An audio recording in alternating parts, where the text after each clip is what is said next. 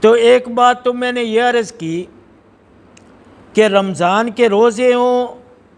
یا نماز ہو جو ارکان اسلام ہے، زکوٰۃ ہے، تو صرف اسی پر اکتفا نہ ہو بلکہ زکوٰۃ کے ساتھ نفلی صدقات شامل کیے جائیں،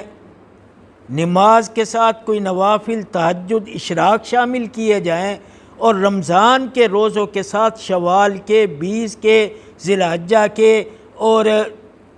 عاشورہ کے روزے شامل کیے جائیں۔ دوسری بات میں نے یہ عرض کی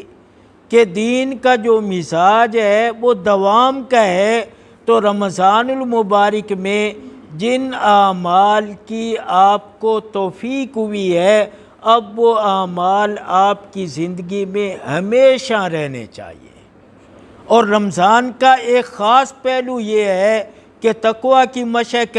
اور ہر کام میں اللہ سے ڈرنے کا ایک مزاج ہے، تو اس مزاج کو بھی پختگی کے ساتھ اپنائیں۔ اور ایک بات جو ضروری ہے وہ یہ ہے کہ رمضان المبارک میں جو آپ نے نیک عمل کیے ہیں، جو آپ نے نیکی کا ایک مزاج بنایا ہے، اب وہ عمل اور وہ مزاج ضائع نہ ہونے پائے۔